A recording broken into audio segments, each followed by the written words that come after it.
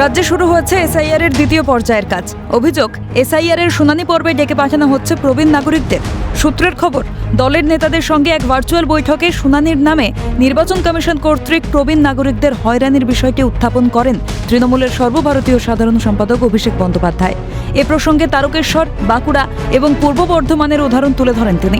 সূত্রের খবর, বৈঠকে অভিষেক বলেছেন, আপনি যদি সিনিয়র সিটিজেনদের ভোট পোস্টাল ব্যালটে নেন, তাহলে তাদের শুনানি করতে কেন যেতে হবে অন্যত্র? আমাদের এক প্রতিনিধি দল শুধু এই বিষয়ে কথা বলতে যাবে নির্বাচন কমিশনের দপ্তরে। সোমবার তৃণমূলের এক প্রতিনিধি দল যাবে কমিশনে। তার হুঁশিয়ারি, কোনো প্রবীণ নাগরিককে সমস্যার মুখে ফেলার জন্য আপনার ঔদ্ধত্য দেখাতে গিয়ে যদি কেউ অসুস্থ হয়, তার দায়িত্ব নির্বাচন কমিশনের। সূত্রের খবর, সোমবার বিএলএ টুরা যাবেন প্রবীণ নাগরিকদের বাড়িতে। বিষয়টি নিয়ে সরব হয়েছেন রাজ্যের নারী ও শিশু কল্যাণ মন্ত্রী শশী পাঁজা। তার প্রশ্ন, প্রবীণদের শুনানির বিষয়টি কেন তাদের বাড়িতে গিয়ে করা হবে না? বয়স্ক মানুষ কত দূর দূরান্ত থেকে কত কষ্ট করে তাদের শরীরের উপরে, তাদের শরীরের মধ্যে সেই জোরটা নেই। কেউ অ্যাম্বুলেন্সে করে আসছে, অসুস্থ অবস্থায় আসছে। কেন জাতীয় নির্বাচন কমিশন একবারই সংকল্প নিতে পারেন না যে আপনারা তাদের বাড়িতেই পৌঁছে যাবেন, তাদের হিয়ারিং যেটা আছে সেটা সংগ্রহ করার জন্য?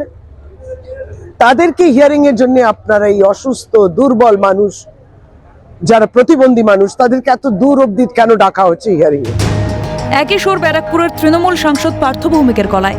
তার প্রশ্ন, এই হয়রানি কতদিন চলবে? এই যে মানসিক শারীরিক নির্মম অত্যাচার প্রবীণ নাগরিকদের প্রতি, তার জন্য নির্বাচন কমিশনকে আমরা ধিক্কার জানাই। আমরা রাজ্য তৃণমূল কংগ্রেসের পক্ষ থেকে পশ্চিমবঙ্গে যিনি দায়িত্বে আছেন তার কাছে ডেপুটেশন দিয়ে বলেছিলাম প্রবীণ নাগরিকদের এই হয়রানি বন্ধ করা হোক, কিন্তু আমরা দেখতে পাচ্ছি সেই হয়রানি বন্ধ হয়নি। এই হয়রানি কতদিন চলবে? কতদিন বাংলার মানুষ এই অত্যাচার মুখ বুঝে মেনে নেবে? নির্বাচন কমিশনকে ধিক্কার জানান এবং অবিলম্বে প্রবীণ নাগরিকদের বাড়িতে গিয়ে যাতে হিয়ারিং করা হয় তার জন্য সুনির্দিষ্টভাবে অনুরোধ করছি।